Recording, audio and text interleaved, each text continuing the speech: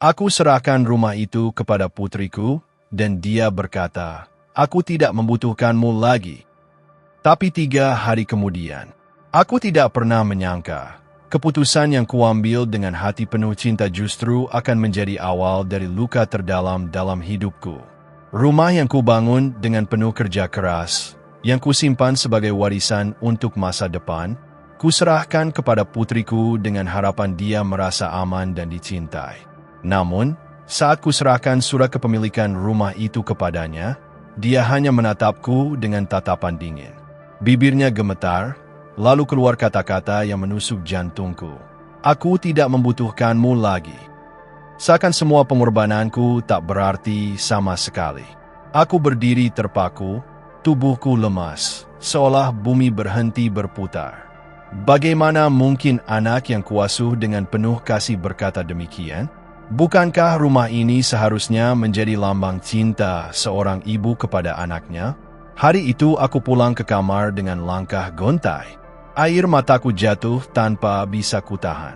Aku memeluk foto almarhum suamiku, bertanya dalam hati, apakah aku gagal sebagai seorang ibu? Apakah semua yang kulakukan selama ini sia-sia? Aku mencoba menenangkan diri, meyakinkan hatiku bahwa mungkin anakku hanya sedang emosi. Tapi semakin kupikirkan, semakin aku merasa ditusuk pengkhianatan keluarga yang tak pernah kubayangkan. Malam itu aku tak bisa tidur. Bayangan wajah dinginnya terus menghantui pikiranku. Kata-kata, "Aku tidak membutuhkanmu lagi," menggema di telingaku, seolah-olah diriku hanyalah beban baginya. Keesokan harinya, aku mencoba berbicara lagi dengannya. Tapi setiap kali aku mendekat, dia justru menghindar, menutup pintu kamarnya, dan seolah-olah aku hanyalah orang asing di dalam rumahku sendiri. Aku merasa seperti tamu di rumah yang dulu penuh dengan tawa, kini berubah menjadi tempat asing yang penuh dengan kebekuan. Cinta yang dulu hangat kini berubah menjadi jarak yang menusuk hati. Aku mulai bertanya-tanya, apa yang sebenarnya membuatnya berubah begitu drastis? Apakah ada rahasia keluarga yang disembunyikan dariku? Atau ada seseorang yang menghasutnya hingga membenciku begitu dalam? Hari kedua berlalu dengan penuh pertanyaan dan air mata. Aku mencoba menghibur diri dengan berdoa, berharap Tuhan memberiku jawaban. Tapi hatiku tetap hancur, seakan-akan aku sedang menatap cerita gelap keluarga yang tak pernah kuduga. Namun pada hari ketiga, sesuatu terjadi. Sesuatu yang tak pernah kusangka akan membuka mata semua orang di rumah ini. Pagi itu, suara keras terdengar dari ruang tamu. Aku keluar dari kamar dengan langkah tergesa. Di sana kulihat putriku duduk dengan wajah pucat, tangannya gemetar sambil memegang sebuah amplop lusuh. "Apa ini?" tanyaku pelan, berusaha menahan rasa takut yang tiba-tiba merayap di dadaku. Dia hanya menunduk, air matanya jatuh membasahi kertas di tangannya. Aku mendekat, mengambil amplop itu. Jantungku berdegup kencang. Saat kubuka, mataku langsung tertuju pada sebuah surat yang isinya mengguncang jiwaku. Surat itu mengungkap sesuatu yang lebih kejam dari sekadar kata-kata dingin yang pernah dia lontarkan kepadaku. Ada pengkhianatan darah sendiri yang selama ini tersembunyi rapat. Aku menatap wajah putriku yang kini penuh dengan rasa bersalah. "Ibu, maafkan aku," katanya terbata-bata.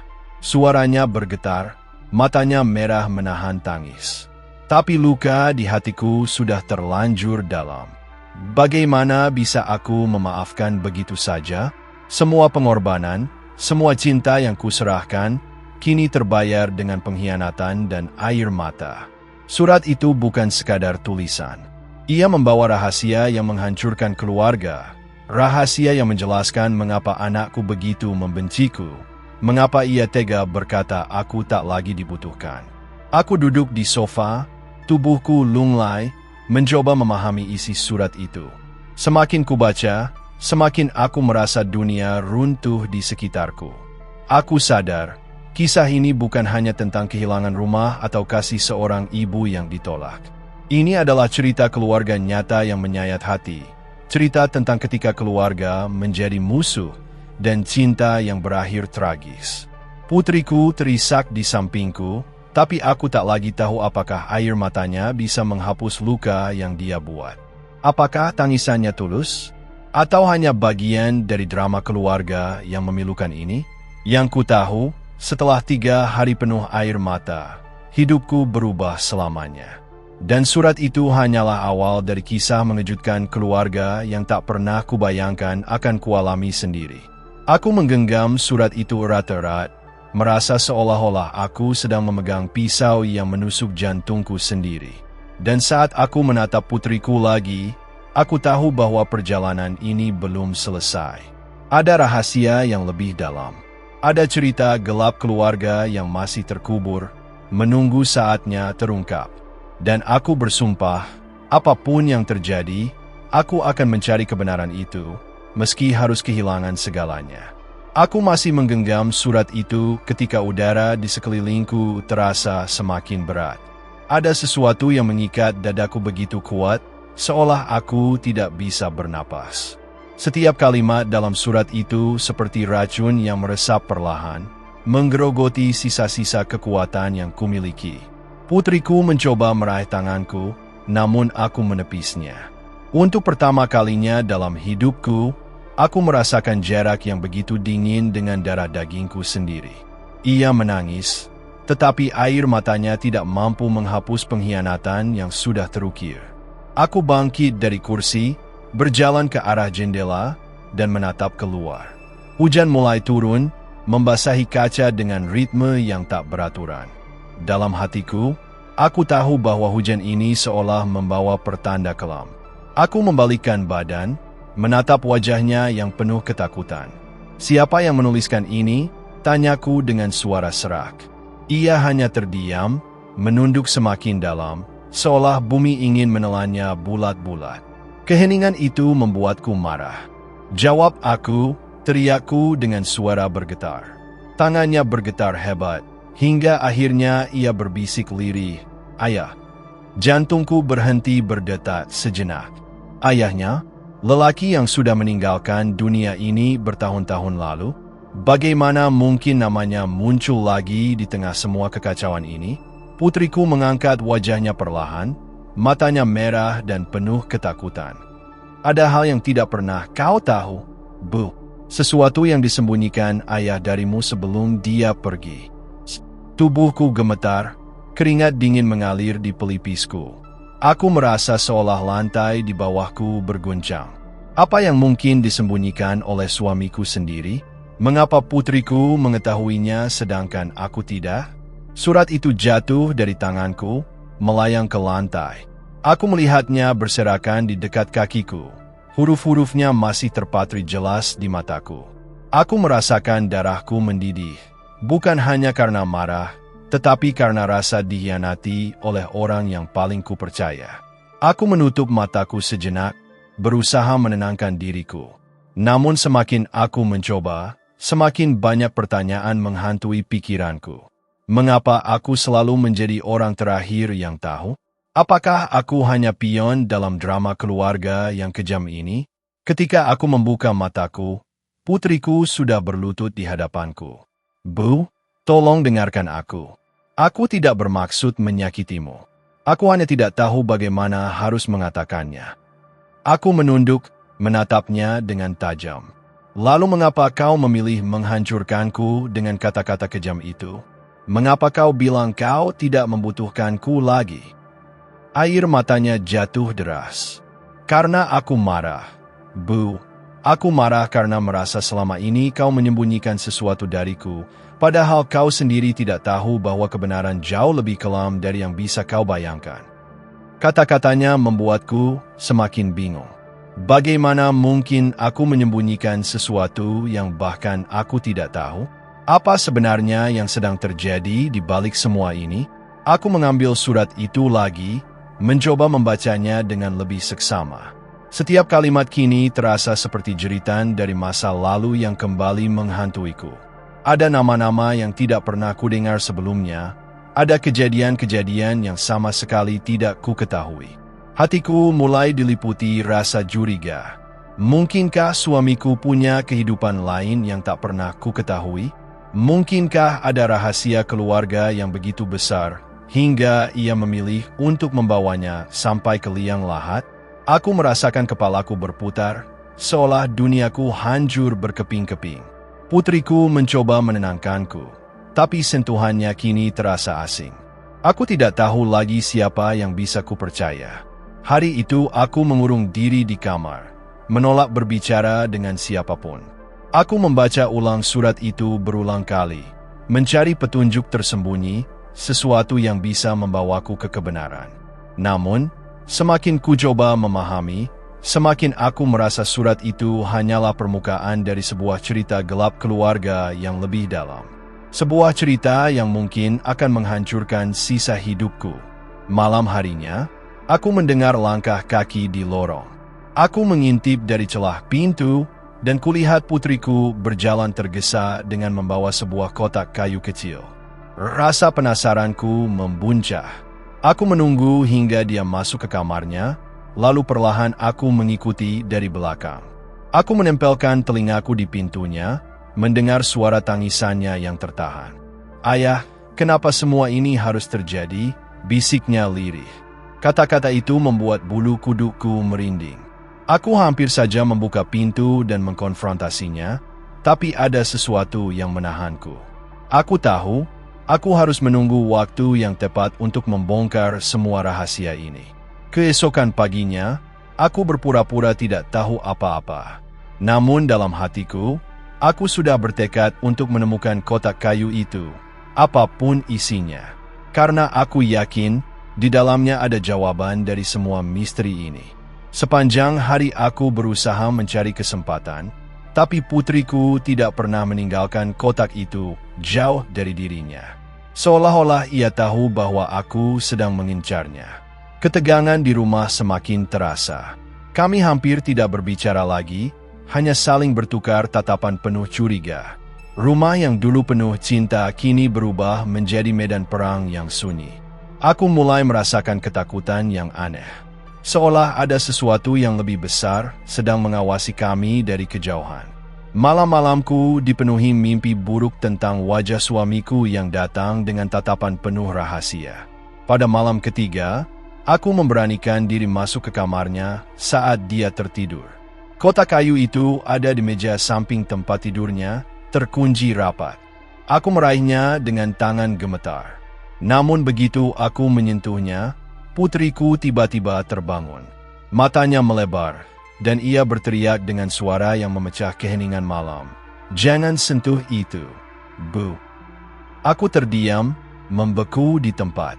Kotak itu masih di tanganku, dan aku tahu tidak ada jalan kembali lagi. Matanya penuh amarah bercampur ketakutan. "Jika kau membuka itu, hidup kita tidak akan pernah sama lagi," katanya dengan suara bergetar. Aku menatapnya balik, mencoba menemukan jawaban di matanya. Tapi yang kutemukan hanyalah bayangan dari rahasia yang terlalu gelap untuk diungkapkan. Dadaku sesat.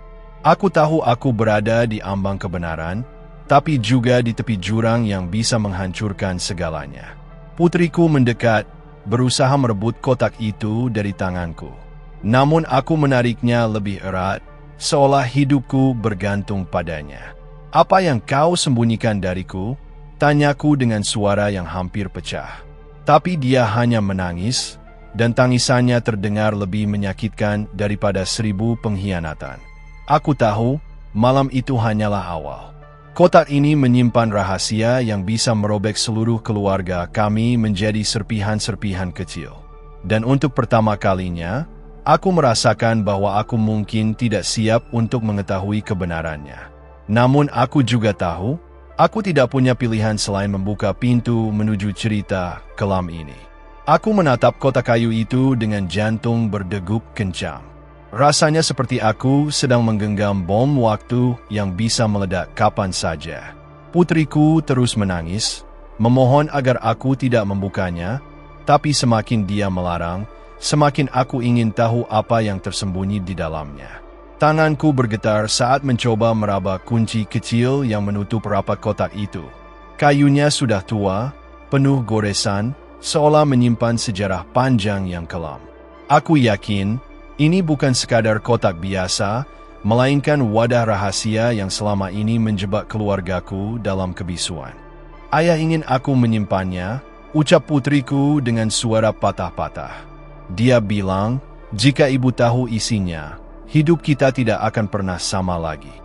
Kata-kata itu justru membuat rasa ingin tahuku semakin tak terbendung. Aku menatap matanya yang penuh ketakutan. Ada sesuatu yang dia sembunyikan, sesuatu yang membuatnya rela menanggung beban seorang diri. Tapi aku tidak bisa lagi hidup dalam ketidaktahuan. Aku harus tahu. Malam itu, aku tidak membuka kotak itu.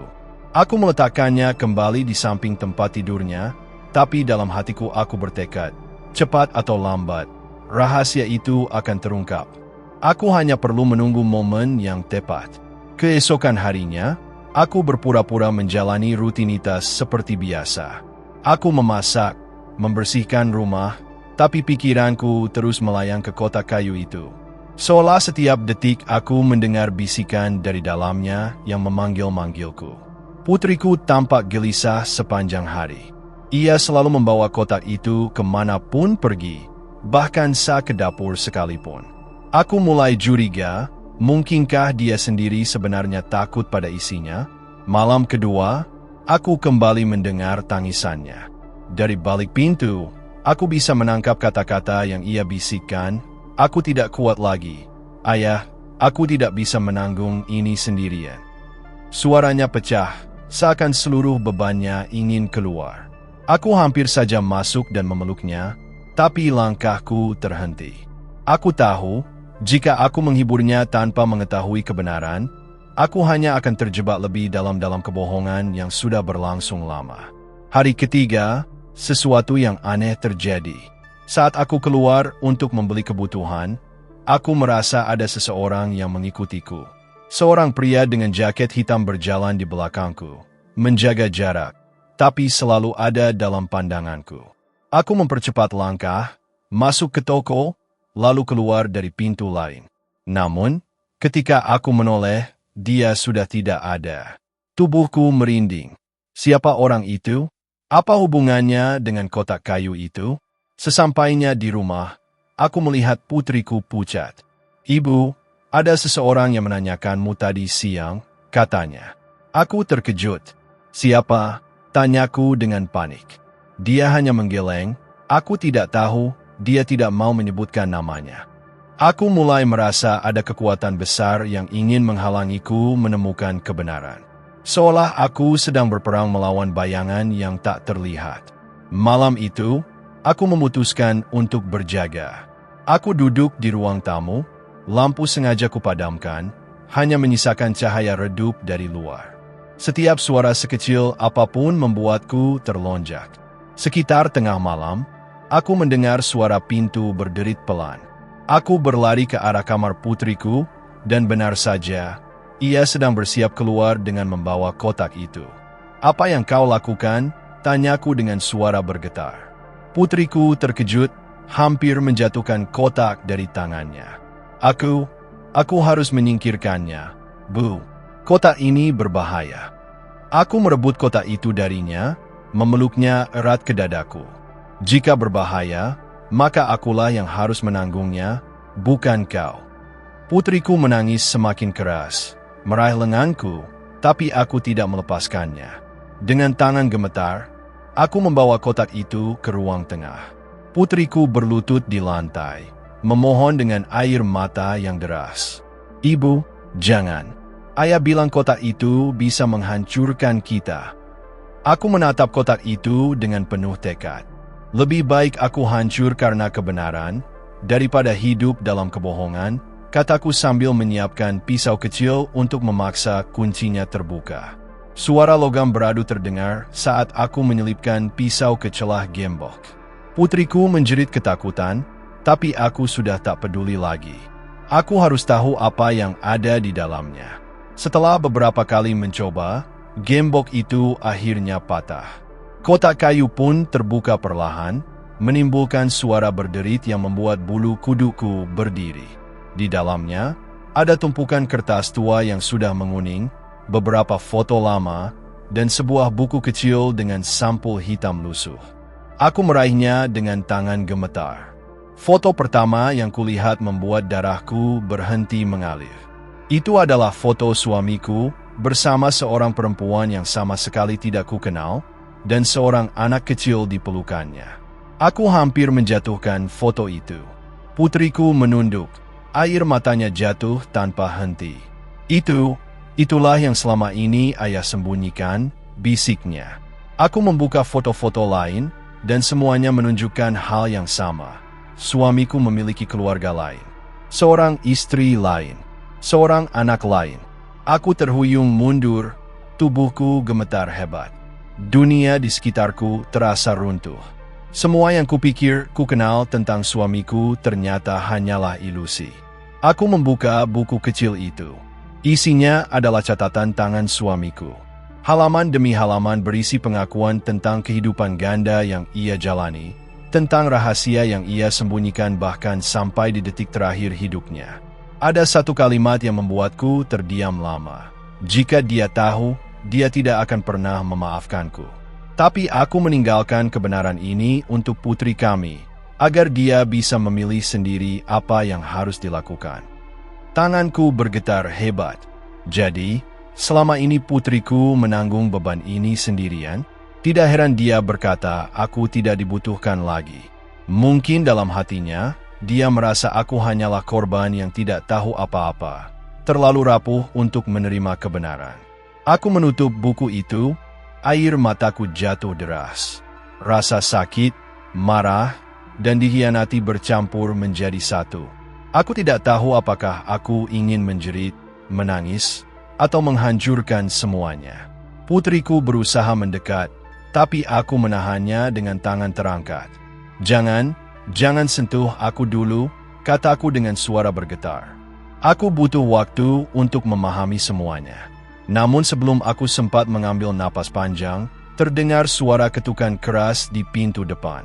Kami berdua saling berpandangan dengan wajah pucat. Siapa yang datang larut malam begini? Ketukan itu semakin keras, disertai suara pria yang berat. Bukalah pintu. Kami tahu kotak itu ada di dalam. Tubuhku membeku. Jadi, bukan hanya aku dan putriku yang tahu rahasia ini. Ada orang lain yang juga mengincarnya. Ketukan di pintu semakin keras, membuat jantungku hampir meloncat dari dadaku. Aku menggenggam kotak kayu itu erat-erat, seakan-akan hidupku bergantung padanya. Putriku gemetar di sampingku, wajahnya pucat pasi. Pintu tiba-tiba didobrak, dan dua pria bertubuh besar masuk dengan wajah penuh amarah. Serahkan kotak itu, teriak salah satu dari mereka. Matanya tajam menatapku, penuh ancaman yang menusuk hingga ke tulang. Aku mundur beberapa langkah, memeluk kotak itu semakin kuat. Apa hubungan kalian dengan suamiku? Tanyaku dengan suara serak bercampur ketakutan. Mereka hanya tertawa dingin. Semuanya ada di dalam kotak itu, jawab pria satunya. Dan itu bukan hanya tentang suamimu. Itu tentang semua keluarga kalian. Tentang aib yang seharusnya tidak pernah terungkap. Kata-kata itu menghantamku lebih keras dari apapun. Jadi, rahasia ini bukan hanya tentang perselingkuhan suamiku, ada lapisan yang lebih gelap, yang melibatkan sesuatu yang jauh lebih besar. Putriku berteriak, jangan sentuh ibu, lalu berdiri di depanku dengan berani. Tubuhnya gemetar, tapi suaranya penuh keberanian. Aku merasakan perih sekaligus bangga melihatnya melindungiku. Pria itu maju, mencoba merebut kotak dari tanganku. Aku menutup mata, menguatkan diriku, lalu dengan sekuat tenaga aku melemparkan kotak itu ke perapian yang masih menyala. Api langsung melahap kayu tua itu, membuat mereka berdua terkejut. Tidak, teriak salah satu dari mereka, mencoba menyelamatkannya. Tapi api sudah mulai menjelak kertas-kertas dan foto-foto yang ada di dalamnya. Semua rahasia itu terbakar di depan mata kami. Aku berteriak dengan suara yang pecah. Cukup. Aku sudah muak dengan semua kebohongan. Jika kebenaran hanya membawa kehancuran, biarlah semuanya hancur malam ini. Suasana kacau. Para pria itu marah besar, tapi mereka terlambat. Kota itu sudah jadi abu. Mereka melotot ke arahku dan putriku, lalu mengeluarkan ancaman terakhir. Kalian akan menyesal. Kalian tidak tahu siapa yang kalian lawan. Setelah itu, mereka pergi, meninggalkan ketegangan yang mengguncang seluruh rumah. Aku jatuh terduduk di lantai. Napasku terengah, air mataku bercampur dengan keringat dingin. Putriku memelukku erat, menangis tak terkendali. Bu, apa yang sudah kau lakukan? Aku membelai rambutnya, meski tanganku gemetar. Aku menyelamatkan kita. Rahasia itu hanya akan menghancurkan kita selamanya. Biarlah masa lalu terkubur di dalam api. Di dalam hatiku, aku tahu luka ini tidak akan pernah sembuh. Aku kehilangan kepercayaan, kehilangan cinta, dan kehilangan bagian dari diriku sendiri. Tapi aku juga tahu, malam itu aku menghentikan rantai kebohongan yang nyaris menelan hidup kami. Ketika api terakhir di perapian padam, aku menatap putriku dan berkata dengan suara parau, "Kita mungkin kehilangan segalanya, tapi kita masih punya satu sama lain." Dan malam itu, meski penuh luka dan air mata, aku merasakan satu hal yang belum pernah kurasakan sebelumnya, kebebasan dari bayangan gelap yang selama ini membelengguku. Terima kasih sudah mendengarkan kisah penuh rahasia dan pengkhianatan keluarga ini hingga akhir. Jika kalian menyukai ceritanya, jangan lupa untuk tinggalkan like dan tuliskan komentar tentang apa yang kalian rasakan setelah mendengar kisah ini. Dukungan kalian sangat berarti bagi kami. Jangan lupa juga untuk bergabung dengan channel ini dengan cara subscribe dan aktifkan lonceng notifikasinya, agar kalian tidak ketinggalan setiap cerita baru penuh intrik dan drama keluarga yang akan kami bagikan.